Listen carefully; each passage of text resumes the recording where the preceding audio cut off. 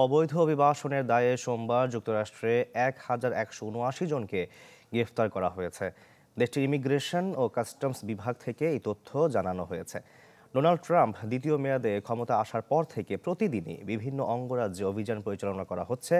এসব অভিযানে এ পর্যন্ত ৩,৫০০-এরও বেশি নথিপত্রহীন অভিবাসীকে গ্রেফতার করা হয়েছে। অনেককে পাঠিয়ে দেওয়া হয়েছে নিজ দেশে। ইমিগ্রেশন বিভাগ ছাড়াও এফবিআই, ডিইএ, এটিএফ সহ আরও কয়েকটি সংস্থার সদস্যরা যৌথভাবে অভিযানগুলো পরিচালনা করছে। চলমান ধরপাকড়ে অভিবাসীদের মধ্যে দেখা দিয়েছে চাপা আতঙ্ক।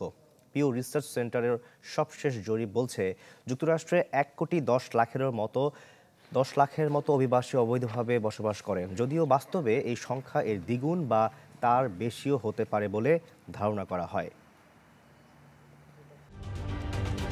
ঢালাইয়ে দৃঢ়তা, নির্মাণে নিশ্চয়তা, প্রিমিয়ার সিমেন্ট, ঢালাইয়ের রাজা।